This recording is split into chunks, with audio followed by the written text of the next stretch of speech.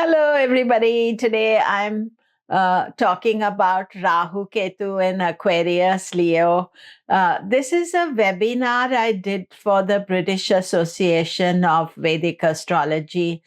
It's a very long and intense view on the transit of Rahu and Ketu in Aquarius, Leo, where I cover Kal Sarpa, eclipses, all the conjunctions for Rahu and Ketu, and very detailed. So let us explore.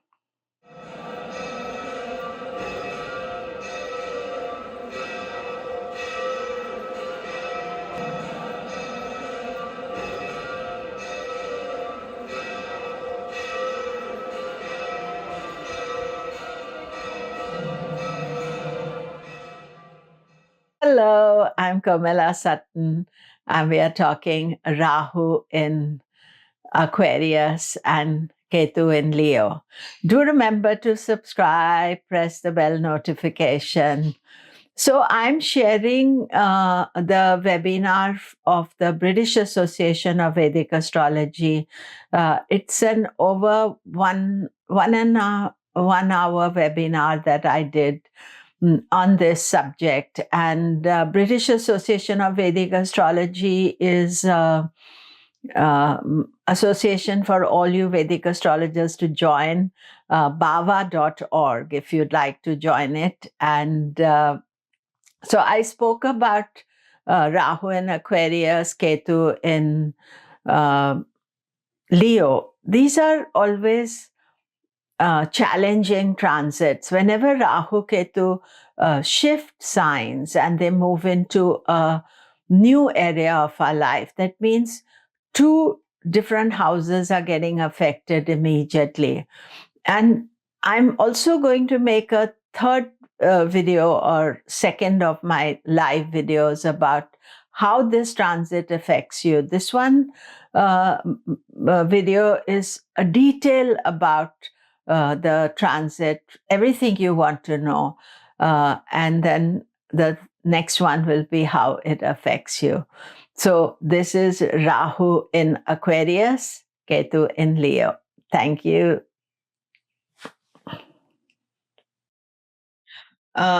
Today we are at BAVA webinar and 18th of May, a very good timing for this webinar because I'm going to talk about Rahu Ketu in Aquarius, Leo, which is Kal Sarpa yoga, eclipses, conjunctions, and appropriate because today, just now, as we are talking, Rahu Ketu have changed signs.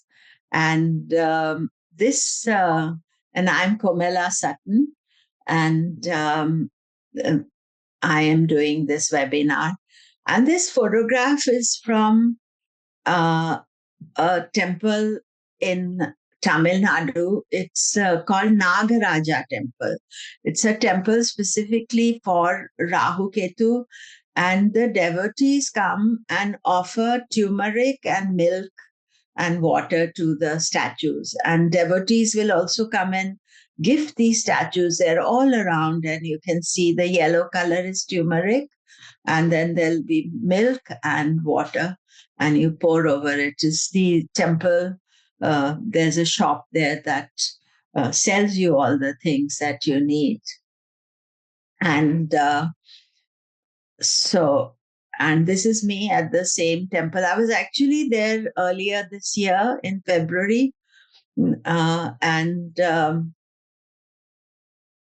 So let us do some chanting. Om Gam Ganapataye Namaha. Om Gam Ganapataye Namaha. Om Gam Ganapataye Namaha. Vakratunda Mahakaya Surya Koti Samaprabha Nirvignam Kurume Deva Sarvakareshu Sarvada Om Dhyanamoolam Gurur Murti Pujamulam Gurur Padam Mantramulam Gurur Vakyam Mokshamulam Gurur Kripa Om Adityaya Somaya Mangalaya Budhaya Cha Guru Shukra Shani Bhyascha Rahuve Ketave Namaha Om Japa Kusum Sankasham Kashyapeyam Mahadvitim Tamorim Sarva Papagnam Pranato Asmi Devakaram. So this photograph of Surya, it's very interesting that in South India, if you go to the Rahu temple, usually it's on a Sunday. That's the time they like to go because Rahu eclipses the sun. So Rahu is supposed to be strong on Sunday. So we are talking today on Sunday. So there's a little bit information about myself. These are my books. I've written a book on Rahu Ketu as well, the lunar nodes, and these are my next year's advanced my courses. I always do 4 courses every year. They're long courses, and you can look the details up on my website. There is a conference 20th to 25th of August in Sedona. Nowadays, all conferences are hybrid, in person and online, and it's being organized by my dear friend Dennis Harness and Kasanati. And you can come to beautiful Sedona, or you can attend it online. And then finally, the most important thing is that our BAVA conference is 4th to 21st of September. So it's not every day, it's weekends only. And we will have in person and online. And Pam is organizing, Andrew's organizing, Mariella, they're all doing really, and lots of other people. I have not been involved in the organization. I will only be online for the conference, but we have a fabulous lot of new speakers as well, fabulous faculty.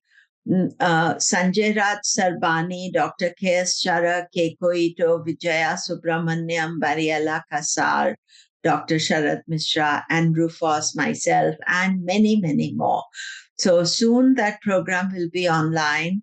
And please book early and please support us. And our website is bava.org. And being a member of BAVA is really worth it because you get these webinars. We try to do at least 4 webinars and they're free. If you buy the recording, then each time you have to do that. So that is there. So so now we come to our topic today, Rahu Ketu in Aquarius, Leo, Kal Sarpa Yoga, eclipses, and conjunctions. Those are the main things I'll be talking about today. So 18th May, it's right now they've changed signs to 4th December 2026. Conjunctions, eclipses, Kal Sarpa. And again, this photograph is from Nagaraja temple in Nagarkoil. It's the most mystical, powerful temple. We go every time we are in Kerala to honor.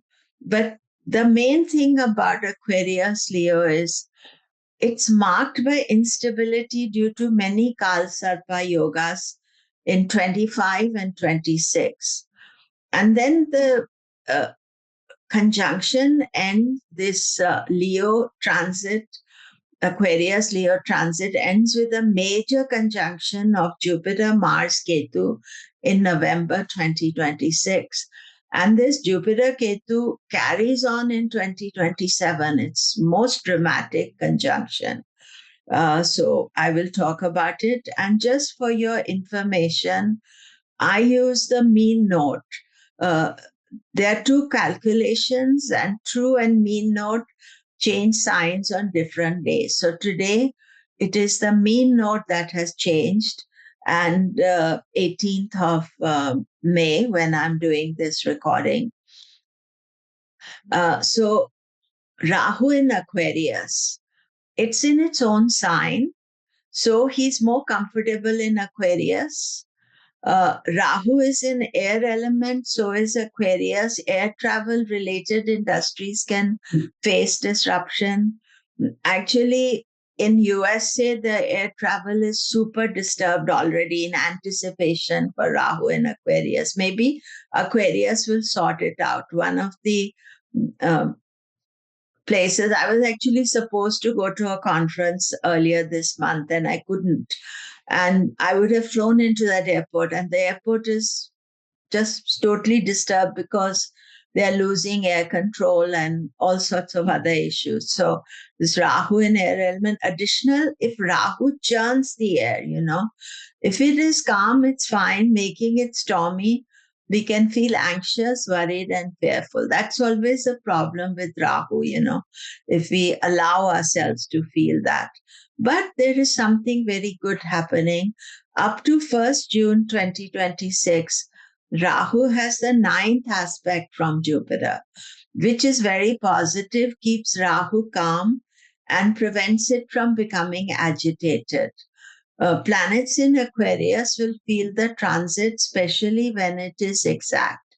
So when you're watching the transit of Rahu Ketu, then when it is absolutely exact, that is when we feel it. It's not like throughout the Rahu in Aquarius you'll feel it, but about 15 days before the conjunction becomes exact, that is when you feel it.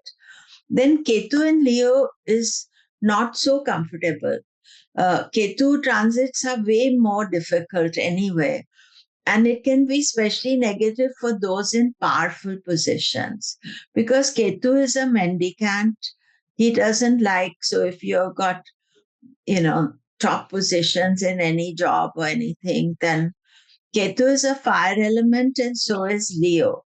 So it can increase anger, aggression if you are not so careful. So our own self, we can be careful, but these aspects, when they affect the world situation, it's not always easy.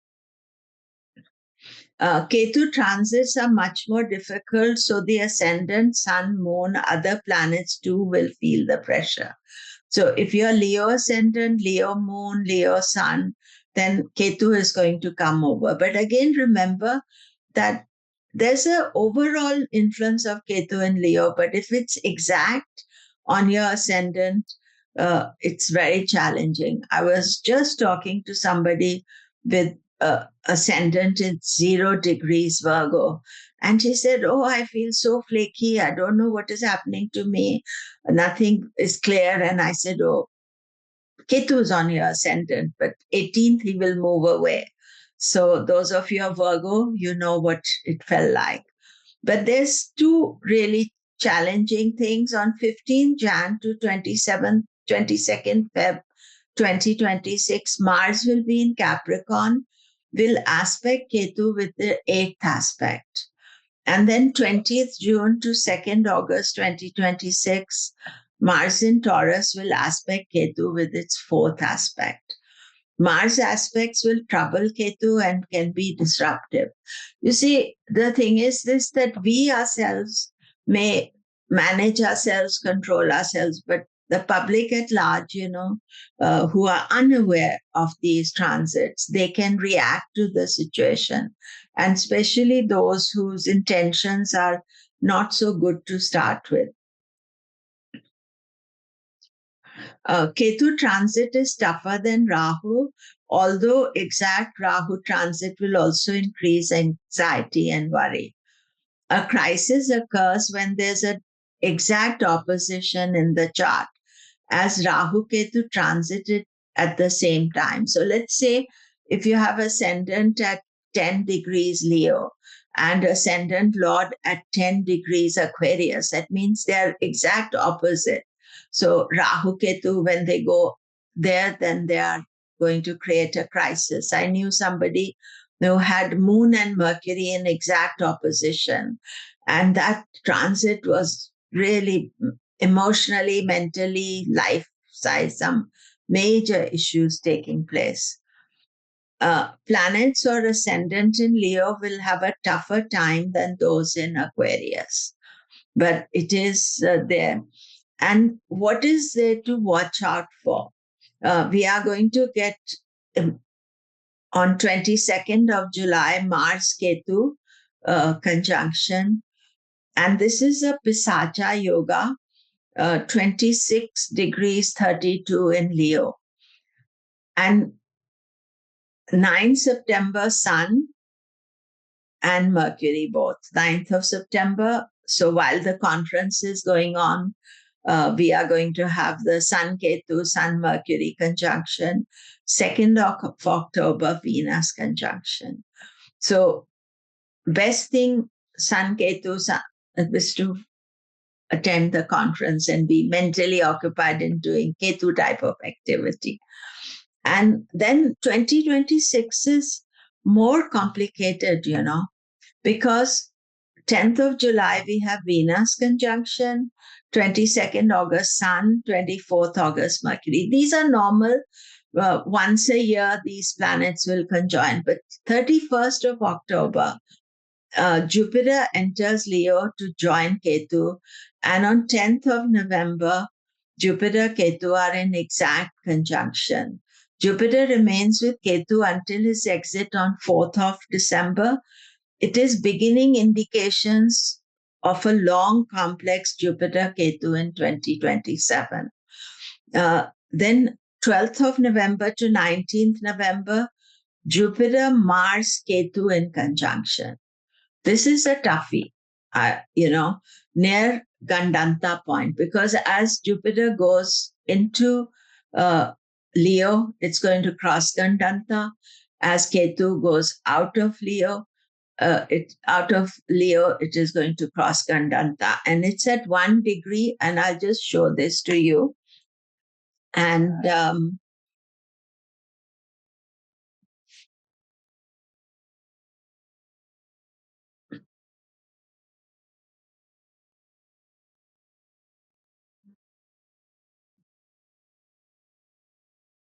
so this is our first, say, 22nd Mars Ketu conjunction. It is challenging, but also Mars Ketu are going to, Mars is going to break the Kal Sarpa, which is what I'm going to talk about now. So Mars will get out of the Kal Sarpa. And then if we go to next year, this is the tough one. And, oh, sorry, I've gone too far ahead.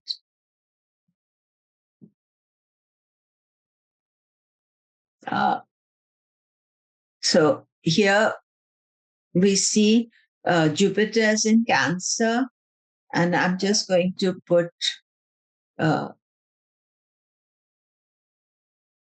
Leo here. See, Ketu is in Leo, and we are on 22nd of October and 31st. So see, now Jupiter has come into Leo through Gandanta. And if we just, I'll just do 7 days at a time, and you see here. And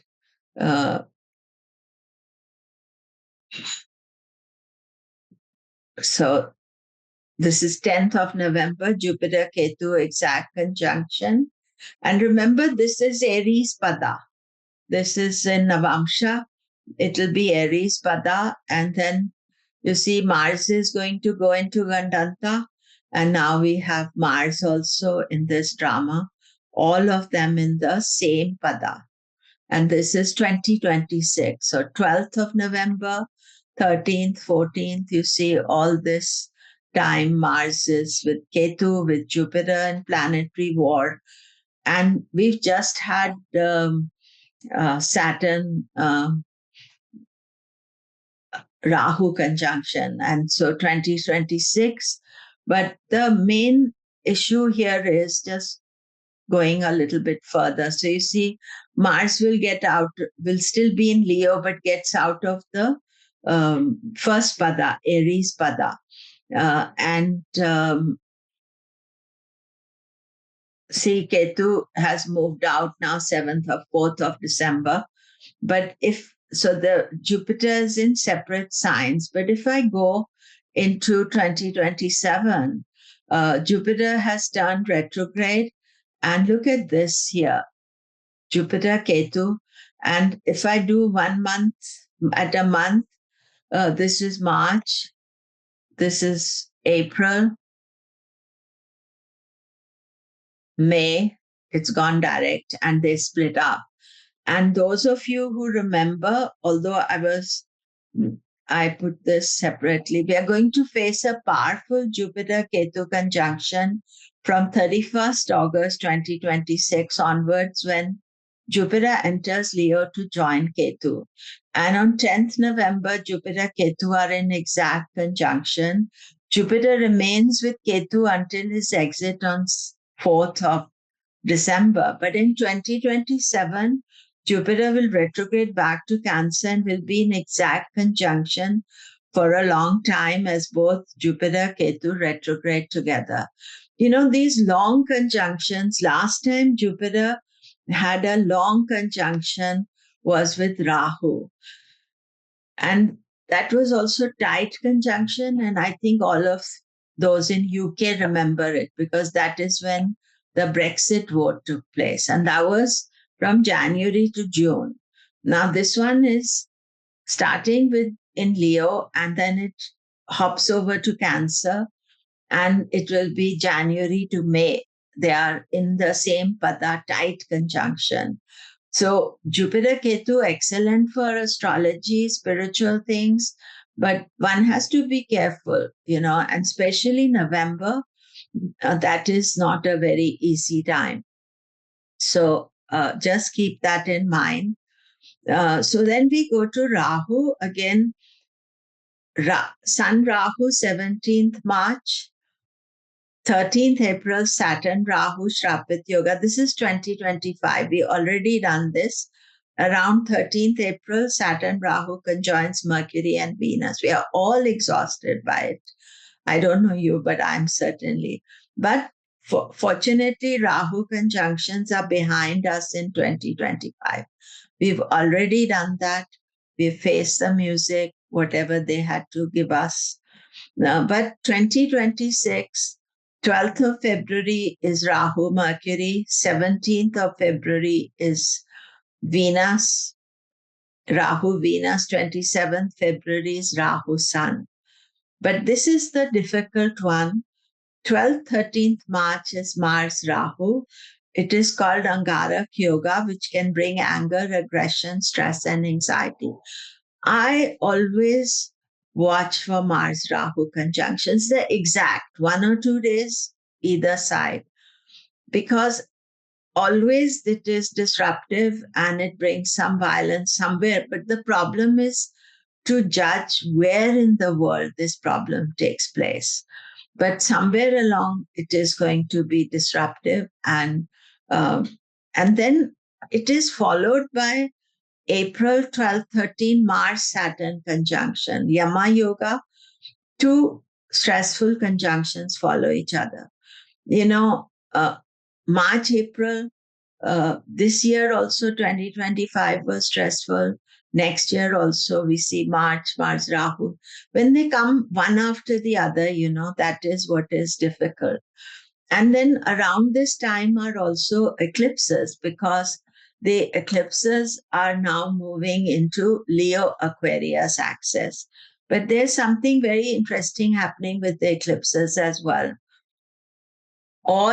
So firstly, to remember that all Lagna, planets, Lagna, etc., can experience eclipses once every 9 years or so.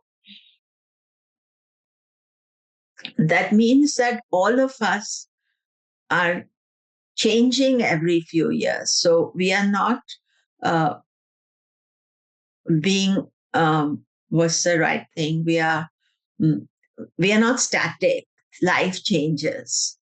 The main thing to understand is if eclipse is exactly on our important points or connection directly on problem areas and combines with other challenging transits and dashas. So the 29th of March eclipse, which was with Saturn, Rahu, 6 planets in Pisces, very dramatic, troublesome eclipse. So, but otherwise, the eclipses, they're a couple of days of stress and they move on. And all this information I'm using, the software I'm using is Sri Jyoti Star.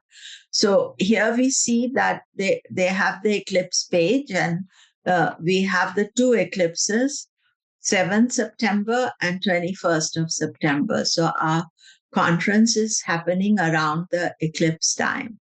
And so the 2 eclipses we have already dealt with. And actually, we got a lunar eclipse in Leo, 29 degrees. We already had on 13th of March. 29th of March, although it was a partial eclipse at 1450 Pisces, same day as Saturn changed sign into Pisces, Mercury, Venus were both retrograde, was very complicated eclipse, but it was more complicated because what followed it. And 7th September, we have a lunar eclipse in Aquarius at 2054, and 21st September, partial solar eclipse at 4:33 Virgo. The 21st September has another importance because it is the equinox day. And when the eclipses occur on equinoxes or solstices, those are a little bit more powerful eclipses to do. Generally, what I advise is that keep it simple around the eclipse day. Not to do things and avoid traveling, and one, if you have traveled already, then that day just keep it simple, not to because events happen around uh, eclipses, so just to be extra conscious of it. And then 2026 we have eclipse on 7th February, lunar eclipse on 3rd of March, 12th of August, solar eclipse, 27th August, lunar eclipse. And here I have the date, this thing, 17th February, solar eclipse at 4:50 Aquarius, 3rd March at 18:40 Leo, 12th of August, solar eclipse at 25:33 Cancer, and 27th August, partial lunar eclipse at 10:45 Aquarius. So what you're seeing in these eclipses is, and I'll just go back that you can see here, that the eclipse in September is in Virgo, not in Leo. So we have the lunar eclipse in Leo on 29th of March 2025. And we have the lunar eclipse in Leo on 3rd of March. But the solar eclipses seem to have passed Leo. Here, there's only one solar eclipse in Leo. This is very unusual. So that means that the lunar eclipses are there, but there's not the intensity, because the main issue happens with these eclipses is the repeat aspect of the eclipses. So, again, with the eclipse, watch those days around the eclipses. And if you're Leo Aquarius, ascendant, sun, moon, then there are changes. But don't be afraid. We just had Virgo Pisces. And there are some changes, because it's like a natural transformation change that takes place. And some things can't stay static. Life has to move on. So if you take that mindset, then that is the best. But if you want to cling on to things, then sometimes the change is inevitable, because the eclipse, there'll be a Rahu eclipse and a Ketu eclipse every 8 to 9 years, you'll experience that. So then we come to Kal Sarpa Yoga in Aquarius Leo. And this photograph I took, there's a beautiful small Ketu temple in Chennai. And you can see here Ketu. How do you recognize Ketu? He's always wearing printed clothes. And this is Rahu in blue and the two snakes opposite. Very sweet temple. If you ever go to Chennai, you should check that out. And the priest also is very nice and friendly. One of the things I find about Ketu is that Ketu is very joyous. And even the bigger Ketu temple, which is in the forest of bamboos, is also very nice.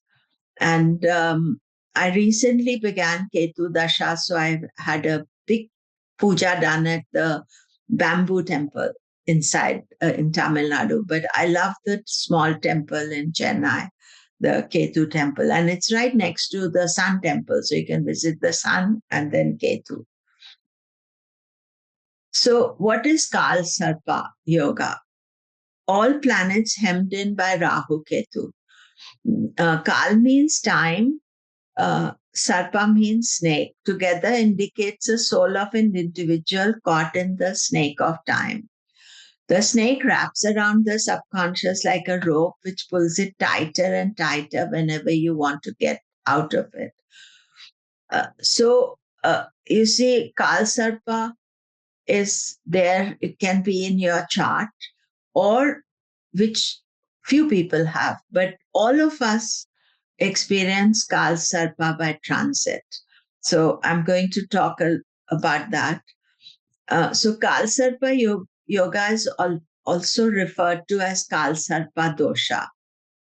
Dosha means a fault. I use yoga because yoga means a combination. You create a conjunction. It can be positive or negative combination. The word itself is not giving, although it's tended to be used more auspiciously, but it doesn't necessarily mean that if a combination, two people get together, create a yoga, they will only be doing positive things. Kal Sarpa yoga is challenging due to its ability to color the whole life. Major psychological issues are faced during life. All Rahu Ketu issues get magnified and more disruptive. But Kal Sarpa does not indicate success or lack of it. Psychological karmic issues can block from enjoying or appreciating the fruits of what is achieved now. So don't think, when I started studying astrology, I always felt that if you have a difficult chart, you won't be successful. Actually, sometimes people with more challenging charts are hugely successful because they are having to deal with, complicated issues, and they can be more gung-ho and willing to achieve and compromise to achieve. So don't make the same with Kal Sarpa. People can be very successful. So this is Nelson Mandela's chart, and he has, Rahu Ketu. Venus is slightly out of the combination, but it's still, because it's so close to same pada as Ketu, Nelson Mandela. Actually, Kal Sarpa can bring extreme success, but it can easily take it away too. Make you live in relative obscurity after huge fame or success. If you think about Nelson Mandela, he was protesting against apartheid, then he went into prison for endless years, I think 30 odd years. And then he came out and became the president. And then he gave it up after one term, which was the wisdom. And he's an icon. The main impact of Kal Sarpa is psychological. Our own perceived negativity becomes a stumbling block in our growth. You may feel it within your breath, the presence of Rahu creating disturbance and causing anxiety for no apparent reason. You see, the main thing, if you have Kal Sarpa yoga, is not to get bitter about it. Sometimes people with Kal Sarpa, the poison seeps into their body of Rahu and they can be very bitter about it. It promotes divisive nature, also creates a life in darkness, some part of it. Very famous and they disappear. Famous can be in your own field, don't have to be world domination famous. It is creating an imbalance. Generally, Rahu has grand ideas, big ideas. So with Kal Sarpa, sometimes it has even bigger ideas, but it doesn't have the balance.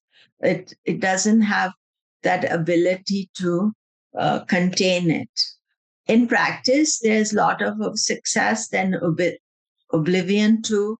A person struggles from one end of a spectrum to the other. Kal Sarpa cuts the chart in half, so it brings instability and insecurity. In politicians, it's extremely challenging. They play divisive politics. Moment I see a political chart and there's Kal Sarpa, I'm always worried about it because I hope they don't do, cut and divide and rule. I don't like that. But, people choose them. But some of the impacts, if you have, this is Kal Sarpa in your natal chart. Children, they can be either lack of children or relationship with them is complex. Marriage and relationships can be delayed. Material problems, even if there's harmony in relationships. Full of disharmony if there's material prosperity.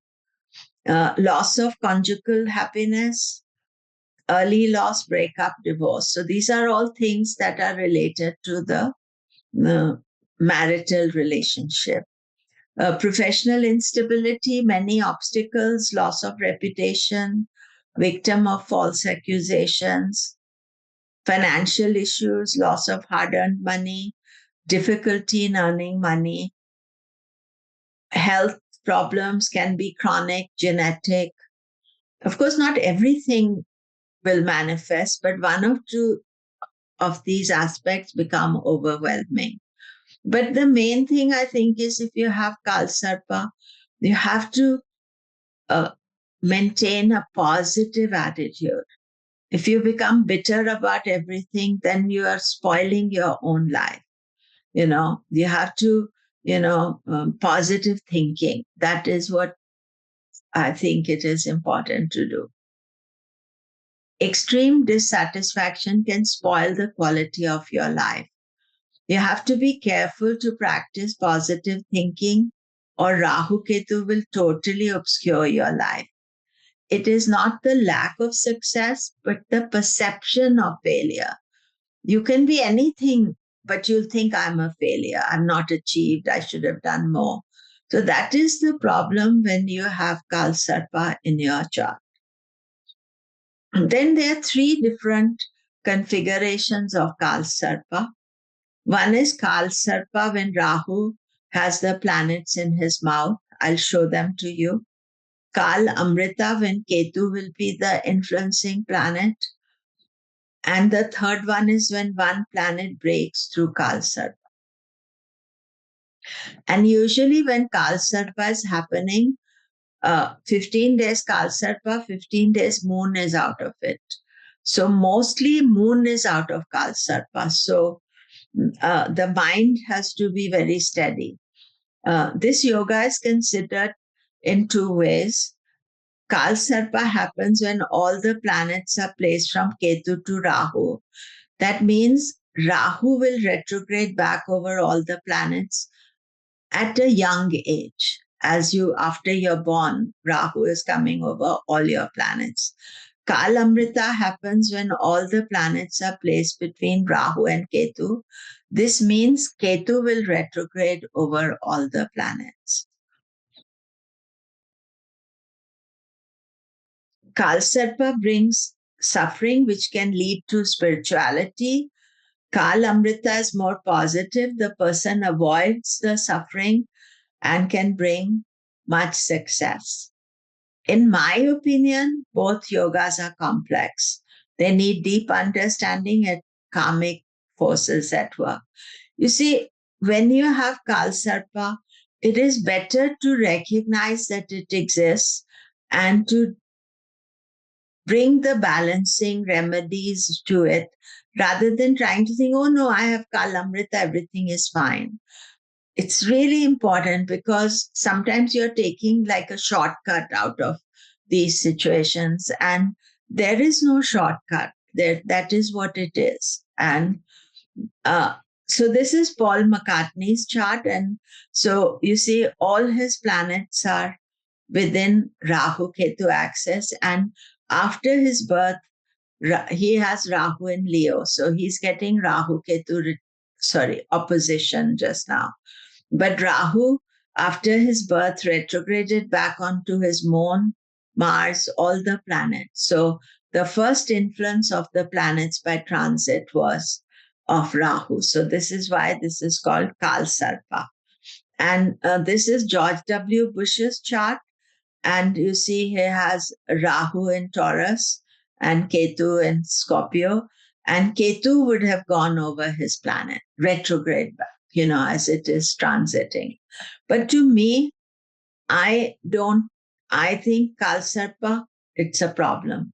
Then how to deal with it?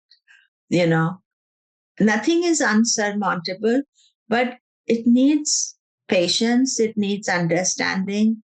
And that is what is the important thing. That is why we study Jyotish, not to create more problems for ourselves. So then one planet breaking Kal Sarpa, when one planet breaks the Kal Sarpa, it has great responsibility, therefore needs extra attention. Moon breaking Kal Sarpa can create Kimadruma, isolated moon. And this is what we are experiencing right now. So, but I'll first show you charts. This is Bill Clinton, all the planets within Rahu, but moon is outside. So this is not a Kal Sarpa, but moon becomes isolated. That is a Kimadruma yoga. That means all the responsibility of managing and controlling this Rahu Ketu thing lies with the moon. And here is a Bollywood actor, Vinod Khanna. Again, he has moon outside the Rahu Ketu axis. And he had a very complicated life. Despite huge success, he gave it all up to follow Osho. But you see, again, the moon is isolated. And so you have another aspect to deal with. So generally in Kal Sarpa, we must study Rahu's position. And this is where he can do most damage. If it manifests in an extreme way, and we allow its negativity to fester. Kal Sarpa issues are karmic in nature, which means past karma is impacting us now.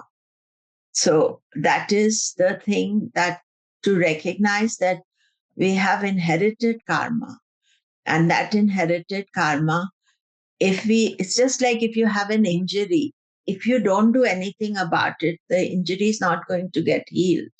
So if you have Kal Sarpa and you don't do anything about it, it is not going to sort itself out.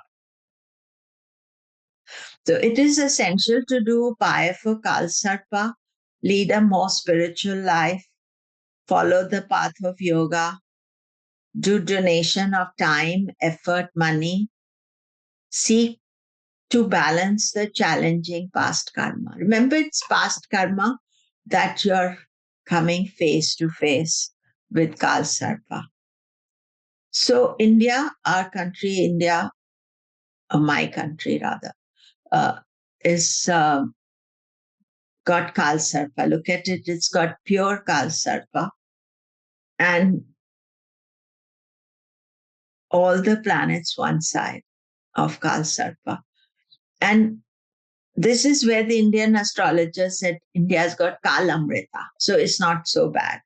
But I lived in India for the first, until my 20s. There's a lot of issues. And even now, imbalance, things happening. It's not easy. And 1, 2, 3, 4, 5 planets in Cancer.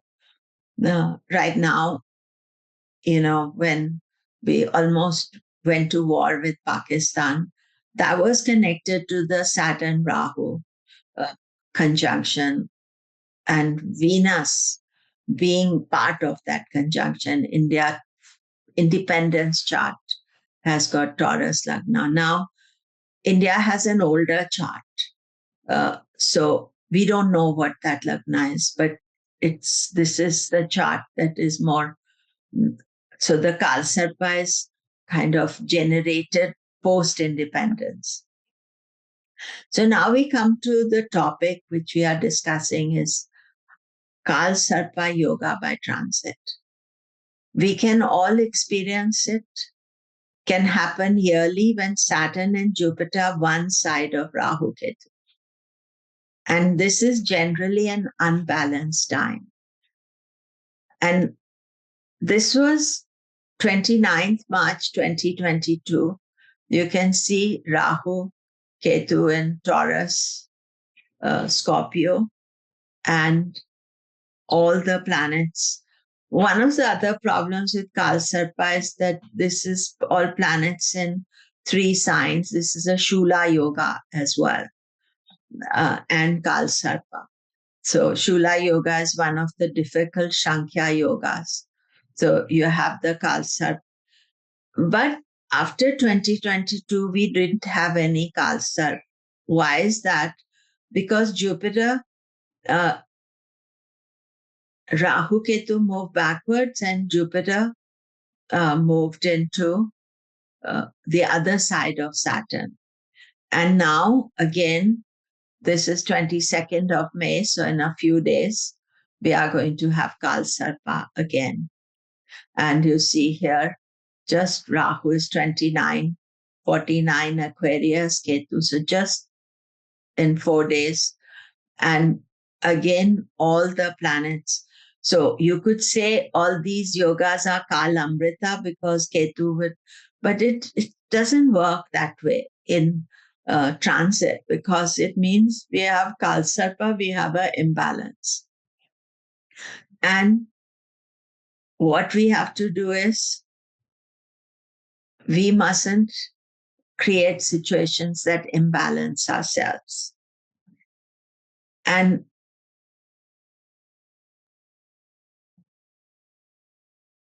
when Jupiter, Saturn are within the Rahu Ketu axis, they set up the possibility of Kal Sarpa by transit. As soon as Saturn went into Pisces, after it conjoined Rahu in April 2025, the Kal Sarpa Yoga by transit began. This sparked disruptive energies that may have affected the world. But the real problem about this Kal Sarpa, usually a Kal Sarpa transit influences the world as it impacts us all simultaneously. The big issue for 2025 Kal Sarpa is that they come after the Pisces solar eclipse with 7 planets accompanied by dramatic Navamsha gatherings and Saturn Rahu conjunction. So it's not come just on its own. And so this April 2025, there were turbulent planets. There were 6, not 7, then 5 planets in Pisces. Intermittently, Navamsha had all planets in 2 signs. 4th of April, 6 planets in Cancer, Navamsha. So let's just look at this chart here. So this has already happened. We've already done it. But you see, we have to understand Kal Sarpa in context to all this. So look at this chart here. Moon has already moved on, but we have 5 planets in Pisces and Jupiter and Taurus. Moon keeps on moving, and Cancer. But at 1:09 a.m., this is Brentwood, 4th of April. Just look at the Navamsha chart. This is so rare. I have never seen the Navamsha chart. Mars, Venus, Rahu, Saturn, Jupiter, Mercury in Cancer Navamsha, Ketu, Moon, Sun in Capricorn Navamsha. This is a Yuga Yoga by Navamsha, very rare. And I made another one, 5th of April.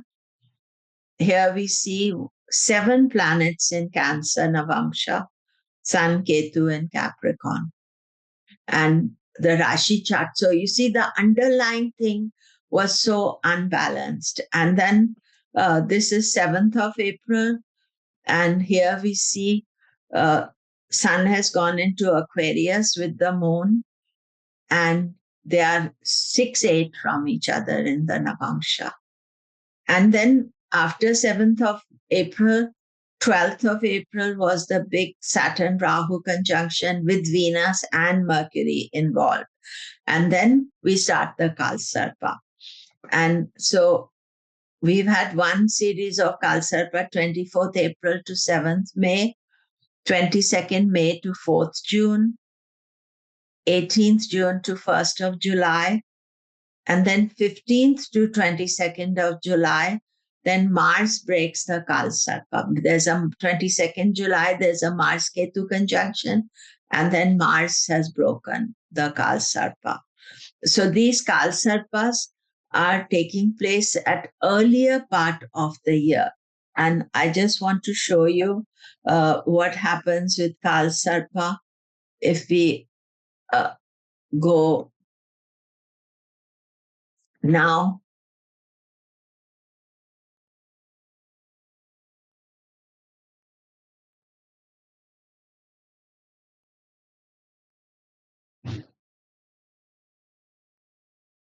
See here, 21st.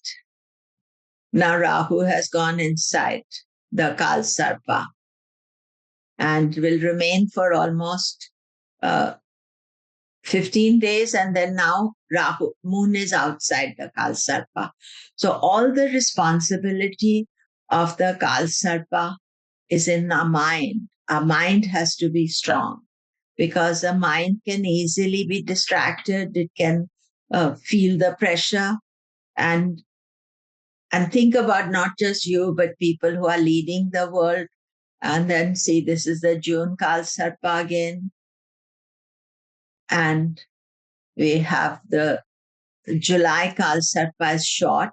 Why? See here, Saturn, Ketu. And in 22nd Ketu Saturn conjunction. Always Ketu Mars, Rahu Mars, these are always challenging. So put that in your diary, be cautious around that time. The thing is this, if you have these combinations in your chart, you are doing something about them. If you don't have them in your chart, you get it unexpectedly. So suddenly that thing becomes your issue. And then we have to know how to act with it. But if we go 23rd, you see, now Mars is moving away from Ketu and the Kal Sarpa is officially broken because now we have Moon outside Ketu and Rahu Ketu, and Mars is also outside Rahu Ketu. So 2 planets no longer Kal Sarpa. And so then in 2026, the Kal Sarpas begin 20th March to 20th to 30th March, 13th to 26th April, 10th to 23rd May, 6th to 19th June, and 3rd to 11th July when Venus breaks the Kal Sarpa. But here I told you the 2 dates. On 12th of March, we have the Mars Rahu conjunction.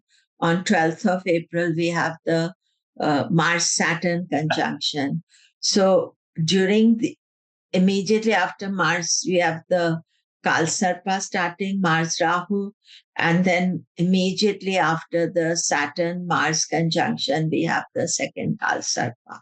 So you see, we are already feeling the stress, and so each thing has to be handled, and then we are able to deal with it.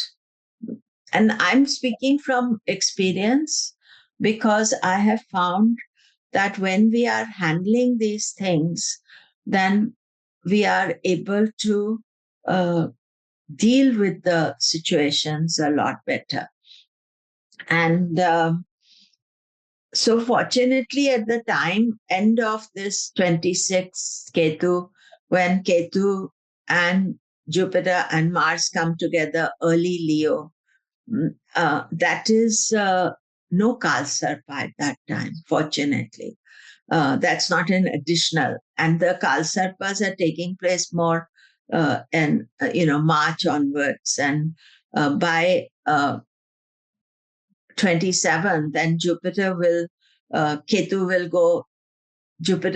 out of the Ketu. So the Kal Sarpas don't continue.